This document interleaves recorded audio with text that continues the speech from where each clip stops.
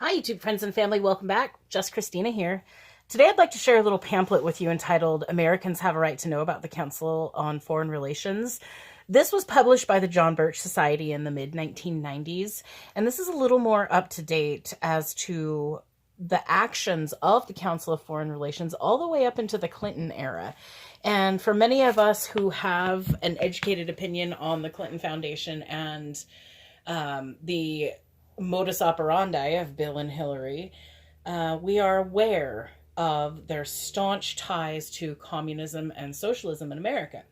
So without further ado, let's go ahead and get started on Americans Have a Right to Know About the Council on Foreign Relations by John F. McManus, published by the John Birch Society. There is no publication date. However, it does date itself with the text, the subject matter of the text. 7.5 pages. It's going to take us about 15 minutes to get through it. I did not highlight these specific sections. I feel that all of it is imperative because if we do not educate ourselves about history, then we are doomed to repeat it. Let's begin. Americans have a right to know about the Council on Foreign Relations. There exists in our nation today a privately run organization with only 3,000 members, several hundred of whom are U.S. government officials. But even though this organization possesses enormous influence over the actions of our national government, most Americans have never heard of it. Are you okay, Mika? Silly girl. The same organization's members dominate our nation's mass media, multinational corporations, the banking industry, colleges and universities, even the military. Yet its domination is unknown to the average citizen. The members of this small but extremely influential group are responsible for a parade of foreign policy disasters in China, Korea, Vietnam, Nicaragua, Panama, Cuba, and Africa. The group itself has always sought to lead the United States into a one-world socialist system led by its members and their like-minded associates in other nations. Shouldn't you know about this organization and what its members are planning for the 1990s? This pamphlet will introduce you to the Council on Foreign Relations, the little-known New York City-based organization that is both the seat of the liberal establishment and the main force pushing the United States into the New World Order. The CFR wants one-world socialism. It was a disappointed but determined group of diplomats from the United States and England who gathered at the Majestic Hotel in Paris on June 17, 1919. Their disappointment stemmed from the U.S. Senate's rejection of America's proposed entry into world government via the League of Nations, but they remained determined to scrap the sovereignty of each of their nations and all nations. The leader of this U.S. contingent at the 1919 conference was President Woodrow Wilson's top advisor, Edward Mandell House.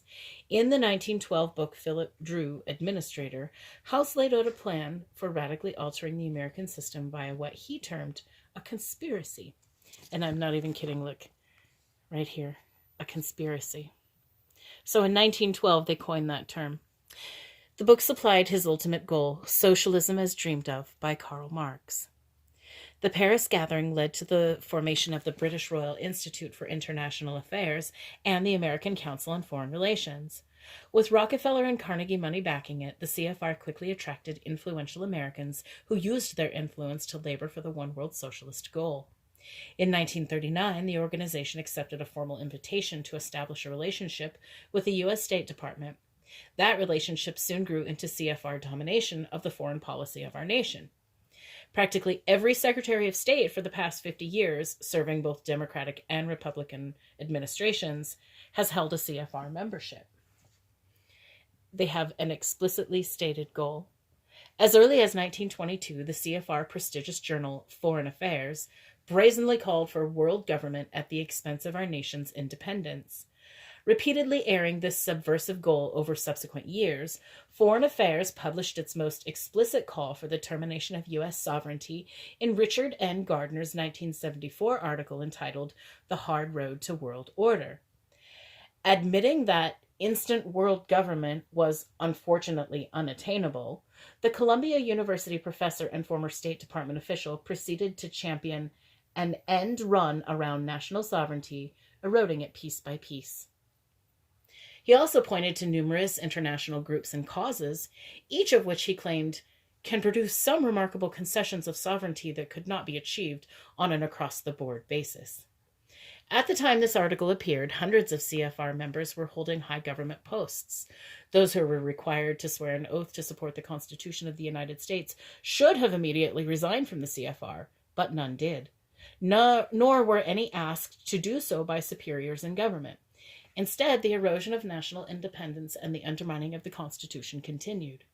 CFR members like Gardner have historically helped similarly determined world government advocates achieve power in other nations. It didn't matter to them whether foreign leaders were professed socialists, communists, or whatever, as long as they shared Edward Mandell House's goal of socialism as dreamed of by Karl Marx. Marxism was the goal, and that has always meant economic control over the people and world government. Over the years, therefore, CFR members have carried out Marxist goals of their organization's founder when they helped one communist thug after another take control of once free nations. Now that communism is no longer the favored route to social world government, CFR members have thrown the weight of their considerable influence behind socialists and former communists in Europe, Africa, and elsewhere. But they deserve condemnation for the deaths of hundreds of millions killed by communist rulers, and for the horror of life under communist dictatorships still endured by more than 1 billion human beings today. Past treachery. CFR members Owen Lattimore and Dean Acheson engineered the betrayal of Chiang Kai-shek's government and the domination of the Chinese people by the bloodiest murders the world has ever known. CFR members Dean Acheson and Dean Rusk arranged for the no-win undeclared war in Korea, the removal of command of General MacArthur, who sought victory, and the establishment of Communist Red China as the primary military power in Asia. CFR members John Foster Dulles and Alan Dulles, filling top posts in the administration of CFR member Dwight Eisenhower, betrayed the Hungarian freedom fighters in 1956 and knowingly aided communist Fidel Castro in his successful seizure of Cuba in 58 and 59. CFR members McGeorge Bundy, Adlai Stevenson, and John McCloy saw to it that the 1961 Bay of Pigs invasion was a miserable failure, a huge boost for Castro, and a stunning embarrassment to the United States. CFR members Dean Rusk, Robert McNamara, and Henry Cabot Lodge pushed the United States into Vietnam and drew up the rules of engagement for our force that made victory completely unattainable. CFR members Richard Nixon and Henry Kissinger continued those policies, presided over America's total defeat in 1973, and allowed South Vietnam, Laos, and Cambodia to be delivered to communist rulers. CFR stalwarts Henry Kissinger, Ellsworth Bunker, and Sol Leinowitz arranged, with Senate approval, in 1978 to give away the U.S. Canal in Panama to a Marxist dictatorship and to sweeten the incredible deal with a gift of $400 million to take it. CFR leaders Zbigniew Brzezinski, Cyrus Vance, and Warren Christopher undermined strong U.S. allies in Nicaragua and Iran during the 1970s and helped anti-American and Marxist leaders to power. CFR members George Shultz, William Casey, and Malcolm Baldrige during the 1980s continued the policy of supplying U.S. aid, which kept communists in power in Poland, Romania, China, and the Soviet Union. These same individuals did all they could to assist and dignify the Marxists in El Salvador, Nicaragua, and South Africa. Wherever communist regimes failed, they sent more U.S. aid to the socialists and one-worlders who came to power. CFR leaders in the administration of CFR veteran George Bush continued to undermine the government of South Africa until it fell into the hands of Marxist Nelson Mandela. CFR veteran George Bush deliberately avoided the U.S. Congress and went to the United Nations for authorization to unleash American military forces against Iraq in 1991. He pointedly stated that his goal was, quote, a new world order, a United Nations that performs as envisioned by its founders, end quote. The UN's founders, however, included 43 current or future members of the CFR. A leader of the U.S. delegation and the Secretary General and the UN's founding conference in 1945 was future CFR member and secret communist Alger Hiss. CFR member Bill Clinton has followed the Marxist game plan called for by Edward Mandell House by crusading for socialized medicine, an end to private ownership of firearms, and economic unions preceding world government through NAFTA and GATT. President Clinton has also embarked on a deliberate program, most notably via his April 1994 presidential decision Directive 25, which urges turning over control of U.S. military forces to the United Nations. Destroying checks and balances. Americans have always been assured that tyranny cannot be established in our nation because of our Constitution's brilliant system of checks and balances. In a round-robin way, each of the three branches of government has the power to check and limit the activities of the other two. This feature of the Constitution did not materialize by chance. In the Federalist Papers, James Madison wrote, "The accumulation of all powers, legislative, executive, and judiciary, in the same hand, whether on one, a few, or many, or whether hereditary, self-appointed, or elected, may justly be pronounced the very definition of tyranny. But through its members, the CFR is amassing exactly the kind of tyrannical power Madison feared." The executive branch is led by CFR member Bill Clinton. His top appointees include CFR members Warren Christopher, W. Anthony Lake, Bruce Babbitt, Henry Cisneros, Lloyd Benstein, Donna Shalala, R. James Woolley, Madeleine Albright, Alice Rivlin, Strobe Talbot, and a host of others. The legislative branch's Senate has been led by CFR members George Mitchell, the majority until he retired, Patrick Moynihan, John D. Rockefeller IV, John Chafee, Harris Wofford, Christopher Dodd, Larry Pressler, Bob Graham, William Cohen, Claiborne Pell, and others. The three most important offices in the House of Representatives are CFR members: Speaker Thomas Foley, Majority Leader Richard Gephardt, and Minority Leader Newt Gingrich. In addition, there are more than a dozen other members of CFR serving in the House. The judicial branch consists of the Supreme Court and all federal districts and appeals courts. Of the 9 justices of the nation's highest court, 3 are CFR members: Sandra Day O'Connor, Ruth Bader Ginsburg, and Stephen G. Breyer. Checks and balances?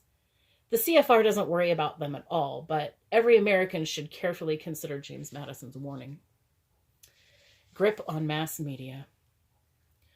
Why are Americans unaware of the enormous clout possessed by the CFR? How can it be that an organization formed to undo the American dream and lead this nation into a one-world Marxist nightmare can achieve such a controlling influence without the people knowing it? Why hasn't the supposedly tough and courageous mass media informed the people about the subversive takeover? The answer, very simply, is that the CFR dominates the mass media, which only rarely reports anything about the organization. The names of hundreds of media executives and journalists can be found on the CFR membership roster. On October 30th, 1993, Washington Post columnist Richard Harwood detailed the CFR's domination on his own profession in his column entitled "Ruling Class Journalists." While never condemning what he was reporting and likely steering ambitious individuals toward the council, Harwood characterized CFR members as the nearest thing we have to a ruling establishment in the United States. He wrote, quote, "In the past 15 years, council directors have included Hedley Donovan of Time Incorporated, Elizabeth Drew of The New Yorker, Philip Galen of The Washington Post, Karen Elliott House of The Wall Street Journal, and Strobe Talbot of Time Magazine, who is now President Clinton's Deputy Secretary of State. The editorial page editor, deputy editorial page editor, executive editor, managing editor, foreign editor, national affairs editor, business and finance editor, and various writers, as well as Katharine Graham, the paper's principal owner, represent the Washington Post in the council's membership. The executive editor, managing editor, and foreign editor of the New York Times are members, along with the executives of such other large newspapers as the Wall Street Journal, the Los Angeles Times, the weekly news magazines, network television executives, and celebrities Dan Rather, Tom Brokaw, and Jim Lehrer, for example, and various columnists, among them Charles Krafthammer, William Buckley, George Will, and Jim Hoagland. Americans who wish to be well-informed must seek better sources and sounder perspective, such as can be found in the New American Magazine. Relying on popular newspapers, magazines, and radio-television networks is asking to be programmed by the establishment. Secret modus operandi. The Council repeatedly denies that it sets policies for our nation, yet, while discussing our nation's changing foreign policy, CFR Chairman Peter G. Peterson stated in an organization's 1989 annual report that, quote, "The board of directors and the staff of the council have decided that this institution should play a leadership role in defining the new foreign policy agenda. Our question is simple. How can an organization define an agenda for the nation without taking a stand or advocating a policy? The answer is that it can't. Any claim from the CFR that it is merely a debating forum open to all ideas is absurd. Even Richard Harwood knows this. In his Washington Post article mentioned previously, he wrote that the CFR journalists he listed do not merely analyze and interpret foreign policy, they help make it. The actual content of meetings held at the group's headquarters and elsewhere remains a closely guarded secret. According to CFR bylaws, it is an expressed condition of membership that members refrain from disclosing in any way what goes on at council meetings. Any action contravening this rule may be regarded by the board of directors in its sole discretion as ground for termination or suspension of membership.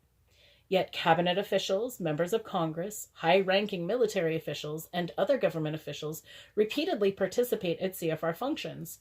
Such confidential gatherings under the aegis of a private organization, especially one founded by an individual whose goal was socialism as dreamed of by Karl Marx, are totally inconsistent with proper conduct in a free country. No CFR member is ever directly instructed to hold any particular view. Instead, government officials and media personalities supply important respectability for favored positions and render varying degrees of disdain and contempt for the oppositional view. Ambitious politicians, journalists, corporate executives, professors, and others dutifully follow the lead set for them, so they're sheeple, frequently without ever knowing whose attitude they are parroting. In this way, an agenda is indeed set and policies are established. As a rule, slight variations on most topics are tolerated, even welcomed, but advocacy of any position outside carefully drawn limits earns scorn and ridicule. For example, discussing about increasing or decreasing U.S. funding for either the United Nations or a variety of foreign aid projects is tolerated. It's even welcomed. But anyone who calls for the U.S. withdrawal from this world body, or who recommends that all foreign aid be terminated, jeopardizes his or her reputation with the nation's most prestigious power brokers. Those who read CFR publications and study the editorial stance of CFR-controlled media organs know exactly which are the favored attitudes. The CFR and several like-minded groups can be expected to support the following: more pacts, treaties, and agreements that compromise U.S. sovereignty; continued praise for a reliance on the United Nations; piecemeal transfer of U.S. military forces to UN supervision and command; more and newer forms of foreign aid; undermining and isolation of any national leader who does not favor socialism and world government under a new world order; and submission to the radical demands and environmental extremists, population planners, and human rights crusaders who will never be satisfied until the United States no longer exists as a free and independent nation. Some who follow the lead of the establishment are undoubtedly committed to the world government and socialism advocated by Marx and the CFR's founders. But most who toe this line are self-promoters who are interested in only re-election, advancement, and recognition. They care little or nothing about the Constitution, their fellow citizens, and freedom in general. The shadows of power. A thoroughly revealing history of the Council on Foreign Relations and its responsibility for America's decline is available in researcher James Perloff's superb book, The Shadows of Power. Unlike others who have sought to warn the American people about the pervasive power of the CFR, Mr. Perloff studied the organization's publications from its inception in 1921. The evidence he supplies to support his condemnation is taken from the CFR itself. His important book concludes that the CFR is a major participant in an ongoing conspiratorial drive to use the U.S. government and the wealth of the American people to create power over mankind for a few diabolically driven individuals. Mr. Perloff is careful to point out that only some of the CFR members are completely committed to the sinister goals he exposes. He believes, as does the John Birch Society, that many CFR members and many others who follow the group's lead would readily switch their allegiance should widespread awareness be created about this powerful organization's history and designs. You can help to terminate the CFR's domination of our nation's affairs by reading and distributing The Shadows of Power. You can also participate in a nationwide effort to preserve freedom for the American people and independence for our nation by participating in programs from the John Birch Society. Unless many more Americans become better informed and begin to take active role in shaping our nation's affairs, the freedoms we have all taken for granted will disappear, and the darkness of brutal totalitarianism will descend upon us. None of us wants an all-powerful, tyrannical government dictating to each of us how we may live, what we may say, and whom we must serve. But all of that is surely on the horizons unless proper action is taken today. And that concludes the pamphlet. There is one small blurb about the John Birch Society itself. Founded in December 1958, a group led by Robert Welch, the John Birch Society is named for Captain John Birch, the remarkable missionary-turned-soldier who served with exemplary valor during World War II and was brutally murdered by Chinese communists in 1945. The Society has always sought to create awareness about the marvelous system of government given to us by America's founders and about the force seeking to destroy it. Never a political organization backing candidates, the organization believes that an educated electorate is the key to victory. Its overall goals appear in the motto, less government, more responsibility, and, with God's help, a better world. Membership is open to men and women of good character and noble ideals from all races, ethnic backgrounds, and religions. You are cordially invited to investigate their work, it says. So that was entitled Americans Have a Right to Know About the Council on Foreign Relations. This is an ongoing problem towards retaining sovereignty in the United States and keeping our borders closed as a solid nation. A lot of communists turned socialists, as we went over here. Specifically, the Clintons, they were very staunch advocates for communism in the day. In fact, there are still pictures circulating on the internet when Bill and Hillary were very young at these communist rallies. So I thank you so much for joining me, friends. The next two that we're going to go over are It's Time to Expose the Conspiracy and A Conservative in the White House. So stay tuned. We'll talk to you soon. Have a good day. Just Christina signing out.